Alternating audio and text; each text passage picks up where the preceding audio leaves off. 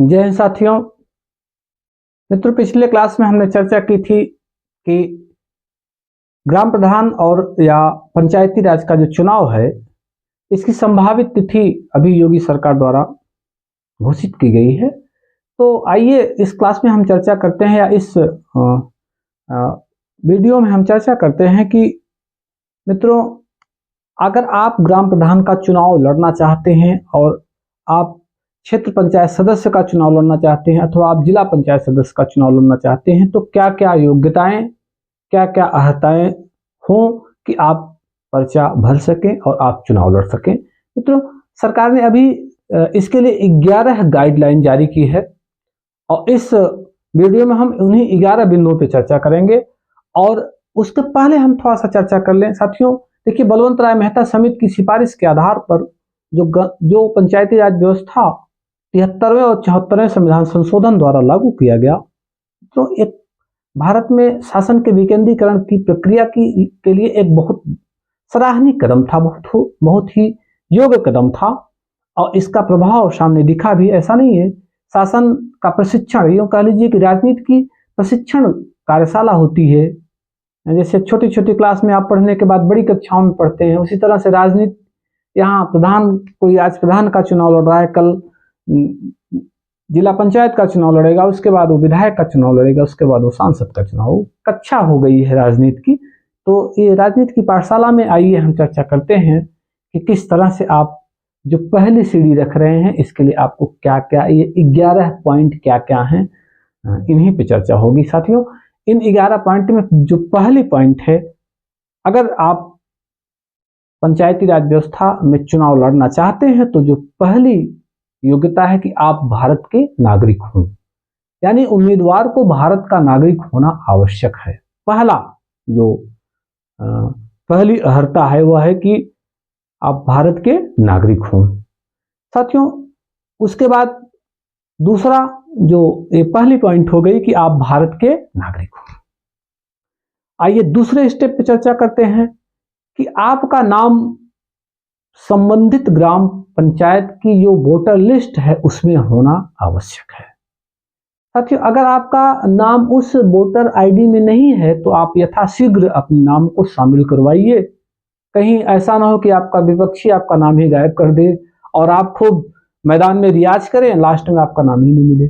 तो आप सबसे पहले आप पता लगाकर अपने उस वोटर लिस्ट में आप अपना नाम ऐड करवाइए। आप पहली बार अगर चुनाव लड़ना चाह रहे हैं तो आप अगर न्यूनतम योग्यता पूरी करते हैं तो आप अपने नाम को दर्ज करवाइए। उसके बाद जो तीसरी योग्यता है कि जो उम्मीदवार चुनाव लड़ेगा उसकी न्यूनतम उम्र 21 वर्ष होनी चाहिए। इसके लिए आधार कार्ड, पैन कार्ड और हाई स्कूल की मार्कशीट या जन्म प्रमाण पत्र या उससे रिलेटेड जो कागजात हैं, सब में एक तिथि होनी चाहिए साथियों। सबसे बड़ी बात तो ये है, अगर सब में एक तिथि नहीं है तो आपका पर्चा निरस्त हो सकता है। ऐसा निश्चित रूप से आप सावधान हो जाइए। तो आप अपने कागजात को मेंटेन कर लीजिए। ये तीसरी बात। चौथी, आप पागल दिवालिया न हो। देखिए साथियों, दिवालिया का मतलब होता है संपूर्ण धन का अभाव। पागल तो आप जानते ही हैं। तो पागल हो जाएंगे तो देश के लिए खतरा होंगे, दिवालिया होंगे तो भी खतरा है। तो दोनों आप नहीं होने चाहिए।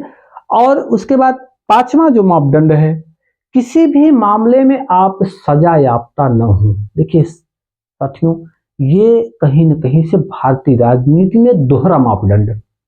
अगर आप जेल से लड़कर चुनाव जीतते हैं, कहां? सांसद और विधायक में।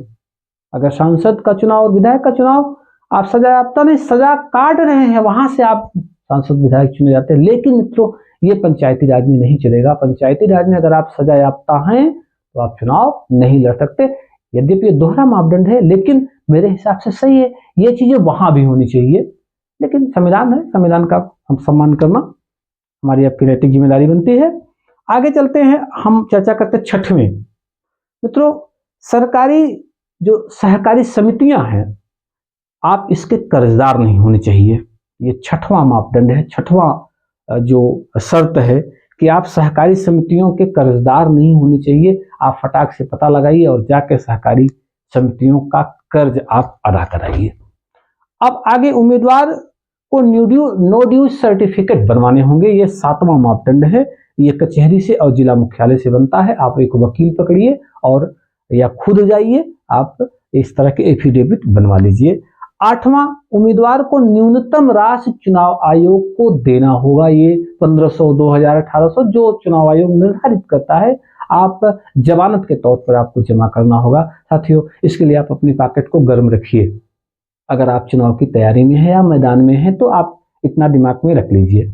उसके बाद 9वां जो है वो है, आप संतान की कोई बाध्यता नहीं, इस बात को भी ध्यान में रखेंगे। और शादी वाला भी मैटर यहाँ पे ध्यान से बताना चाहेंगे कि शादी वाला भी एक ऐसा कुछ नहीं है कि आपको शादीशुदा होना चाहिए अथवा आपके कितने बच्चे हैं, ये दोनों बातों की कोई बाध्यता यहाँ पे नहीं है। हाँ, 10वां, पिछले चुनाव का अगर आप खर्च का ब्यौरा आपने नहीं दिया है तो आप यथाशीघ्र जाकर अब आप पिछले चुनाव के खर्च का ब्यौरा दे आइए। उसके बाद मित्रों 10वां हो गया। 11वां, आप पिछली बार चुनाव लड़े थे तो आपने अगर वहां बकाया ऋण नहीं दिया है तो आप उस बकाया ऋण को भी दे आइए, अदा कराइए, नहीं तो आप संकट में पड़ जाएंगे मित्रों चुनाव लड़ेंगे तो। अब चर्चा हो जाए थोड़ा सा आरक्षण की। मित्रों, आरक्षण में क्या है, अगर पिछली बार जनरल था तो इस बार एससी होगा, ओबीसी होगा। अगर पिछली बार ओबीसी था तो इस बार एससी होगा। अगर पिछली बार एससी था तो इस बार जनरल होगा। ये अमूमन एक सिस्टम चला आ रहा है। तो ये इसका निर्धारण करने का काम किसका है, चुनाव आयोग का है। हाँ साथियों, ये सबसे गौरव की बात है कि पंचायती राज में महिलाओं को